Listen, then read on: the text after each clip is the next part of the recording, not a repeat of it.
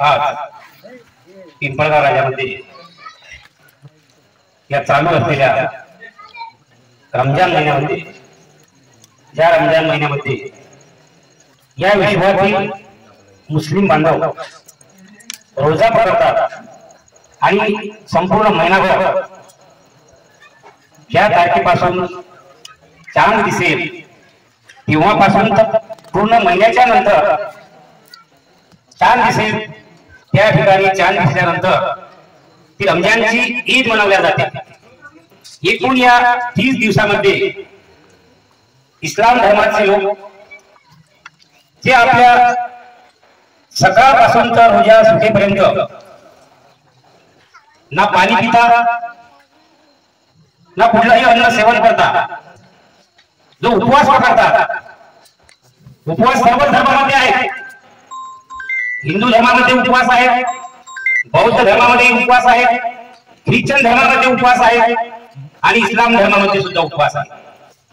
पण त्या उपवासाचा उद्देश काय आहे आणि त्या उपवासापासून आपल्या शरीरावर होणारा परिणाम, आपल्या बुद्धीवर होणारा परिणाम याची जर विचारधारा पाहिली तर सकाळपासून जी अजान होते, जो आदेश आहे अल्लाहचा की रोजाला सुरुवात होत आहे, त्यानंतर संध्याकाळची अजान होते की रोजा सोडण्याचा टाइम झालेला आहे.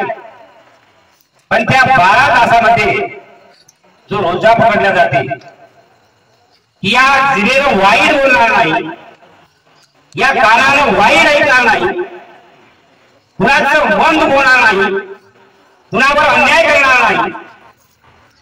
जे या रमजानच्या महिन्यामध्ये आपण शिकतो त्या उपवासाच्या माध्यमातून की आमचा इस्लाम बांधव आणि कित्येक वर्षापासून पिंपळगाव राजामध्ये या इफ्तार पार्ट्या होतात. प्रत्येक इफ्तार पार्टीमध्ये, प्रत्येक मस्जिदमध्ये आम्हाला मान सन्मानानं बोलावलं जाते. जे उपवासाच्या वेळेस इस्लाम बांधव त्या फूटवर उपवास सोडतात, ते आम्हा बांधवांना सुद्धा त्यांच्यासोबत बसवतात. इस्लाममध्ये जातीयता नाही. मौलानाने सांगितलं की ईश्वराला कधी जाती भेद केला नाही, उच्च नीचतेचा कधी तुम्हाला विचार करून दिला नाही की हा श्रीमंत आहे, हा गरीब आहे. राष्ट्रपतीचं उदाहरण उत्कृष्ट सांगितलं की या देशाचे राष्ट्रपती या देशाचा राजा आहे. जर राजाला या प्रार्थनेच्या वेळेस टाइम होत असेल, इस्लाम धर्मामध्ये नियम आहे, नीती आहे. नियम आणि नीतीचं पालन करणं हा इस्लाम धर्म सांगतो. आणि म्हणून गरीब श्रीमंत कुठलाही भेदभाव न करता इस्लाम धर्मामध्ये सर्व एक आहे, ईश्वराची लेकर आहे. आणि म्हणून या ठिकाणी कित्येक वर्षापासून आमच्या सर्व मस्जिदचे व्यवस्थापन कमिटी, प्रत्येक मस्जिदीमध्ये हा उपक्रम चालू आहे. म्हणून मी पिंपळगाव राजाच्या वतीनं त्यांचं सर्वांचं या ठिकाणी अभिनंदन करतो की असेच उपक्रम जर चालूच राहिले, चालू तर आहेत, पुढेही चालू राहतील. या उद्देशाने प्रत्येक जाती धर्मामध्ये एक बंधुभाव निर्माण होईल, एक आपसी समझोता निर्माण होईल आणि एकापासून दुसऱ्याने काय घ्यायचं तर फक्त चांगल्या गोष्टीचा विचार आपल्या मनामध्ये घ्यायचा की आपण या भूमीवरचे लेकर आहोत. एका मात्या पित्यापासून आपला जन्म झालेला आहे, आपण ईश्वराची लेकरे आहोत. हाच्या या दिवशी मौलानांनी उत्कृष्ट भाषण केलं. मी पिंपळगाव राजा ग्रामपंचायतच्या वतीनं त्यांचं हार्दिक अभिनंदन करतो की असेच वक्ते जे मराठीमध्ये बोलतात आणि जे सर्व धर्म बांधवांना ते समजतं, हिंदीमध्येही समजतं. पिंपळगाव राजामधला जर 6 वर्षाचाही मुलगा असेल त्याला हिंदी समजतं. बाहेर गावच्या लोकांना मी प्रत्येकडे पाहतो, त्यांना हिंदी जमत नाही. आमच्या बुद्धविहारामध्ये काल श्रीलंकेचे भंतीचे आले होते, त्यांना मराठी येत नव्हती. त्यांनी माझ्याशी संपर्क केला कि तेलंगणी मेरे को मराठी आती नहीं है, मेरी को थोड़ी टुटकी मुटकी हिंदी आती है. मतलब चलेगा सर, ये गांव में तो हिंदी पहले चलती है क्योंकि हम हिंदी के बहुत आशिक हैं. हिंदी हमारी राष्ट्र की भाषा है. म्हणून या ठिकाणी मी सर्व आयोजकांचे आभार मानतो, बोलण्याची संधी दिली त्याबद्दल त्यांचं अभिनंदन करतो, आभार मानतो आणि 2 शब्द सांगतो। मौलानांनी अति उत्कृष्ट भाषेमध्ये लोकांनी कसं जगायला पाहिजे आणि जगत असताना सर्वांनी आपण एक आहे हे प्रत्येक व्यक्तीला आपल्या अंतरात्म्यापासून समजलं पाहिजे। जगामध्ये जवळपास 193 देश आहेत, ते सर्व संयुक्त राष्ट्र संघटनेचे सदस्य आहेत, परंतु जसं भावाभावाचं जमत नाही आणि मग त्याच्यामध्ये वाद होतात, विवाद होतात आणि मग छोट्या मोठ्या देशातून एखादा छोटा देश वेगळा होतो, अशी टोटल देशाची संख्या 205 आहे। पूर्ण जगाची लोकसंख्या 800 करोड आहे आणि त्याच्यामध्ये वेगवेगळ्या धर्माचे जवळपास 110 कोटी हिंदू लोक आहेत, 56 राष्ट्र मुस्लिम लोकांचे आहेत, त्यांची संख्या जवळपास 300-400 करोड पर्यंत आहे आणि सर्वात जास्त जगामध्ये ख्रिश्चन देशाची लोकसंख्या आहे, ते जवळपास 100 पेक्षा जास्त आहे। आता या ठिकाणी एक गोष्ट महत्वाची ही आहे की प्रत्येक व्यक्तीला आपला धर्म जरी प्रिय वाटत असला तरी प्रत्येक धर्मामध्ये, तो हिंदू असो, मुस्लिम असो, शीख असो, ईसाई असो, कोणत्याही धर्मामध्ये जे सर्व धर्म समभाव आणि धर्मसहिष्णुता हे फार मोठी गोष्ट प्रत्येक धर्मामध्ये सांगितलेली आहे।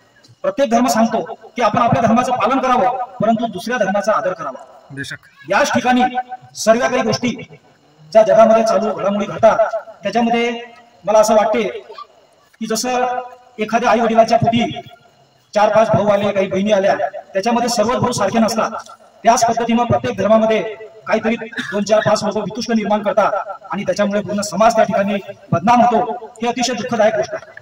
माझं एक मत आहे की 200 वर्षापर्यंत इंग्रजांनी आपल्या देशावरती राज्य केलं आणि राज्य केल्यानंतर बरेचसे या ठिकाणी शालेय जीवनातून विद्यार्थी आलेले आहेत, इतिहास माहिती नसेल त्यांना कदाचित, परंतु जुना एक सिनेमा मी क्रांती पाहिला होता आणि मला सुद्धा फार उत्सुकता वाटत होती, कारण आपला जन्म काही आपल्या इंग्रजांच्या काळामध्ये नव्हता, पण त्यावेळेस इंग्रजांनी कशा प्रकारे आपल्या पूर्वजांवर अन्याय अत्याचार केले आणि हिंदू, मुस्लिम, शीख, ईसाई या सर्व धर्माच्या लोकांनी महात्मा गांधीजींच्या नेतृत्वामध्ये अशा पद्धतीनं सायमन गो या असहकार आंदोलन इंग्रजांना सळोकी पळो करून ठेवलं आणि अतिशय खूप अशा प्रकारचे अन्याय अत्याचार सहन करून त्यांनी आपल्या देशाला 15 ऑगस्ट 1947 मध्ये स्वातंत्र्य मिळवून दिलं।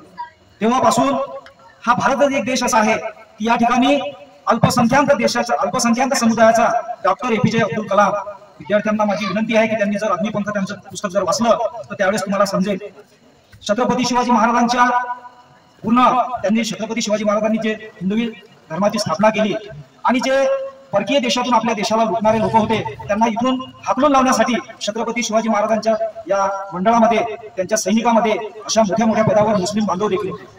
म्हणून माझं एवढंच तुम्हाला म्हणणं आहे की हा देश निर्माण करण्यासाठी, हा देश उभा करण्यासाठी अनेक जात-पात, धर्मवंशाच्या लोकांनी प्राणाची आहुती दिली आणि म्हणून हा देश एक संघ राहिला पाहिजे, हा टिकला पाहिजे। यासाठी खरंच प्रत्येक व्यक्तीनं आपल्या परीनं काही जास्त मोठी गोष्ट करायची गरज नाही। तुम्ही सिनेमा वगैरे पाहत असाल तर एक सलमान खानचा सिनेमा पाहिला असेल, मी तर पाहिला नाही पण ऐकलेला आहे, तरी सांगतो तुम्हाला की जर आपली कोणी मदत केली तर आपण 3 लोकांना मदत करायची, मग ते 3 लोक परत 3 लोकांना मदत करतील, असं एकमेका सहाय्य करू, अवघे धरू सुगंध या माध्यमातून आपल्या देशाला आपण प्रगती पथावर नेऊ, एवढीच आजच्या दिवसाला मी तुम्हाला या ठिकाणी सांगू इच्छितो। त्याचप्रमाणे हा जो रमजान महिना आहे, या ठिकाणी सर्व मुस्लिम बांधव जे जमलेले आहेत आणि पूर्ण भारतामध्ये जे मुस्लिम लोक आहेत ते असं म्हणतात कि इस महीने में अल्लाह की इबादत करना और हर एक इंसान की आखिरी फितरत होती है कि वो जन्नत पाना।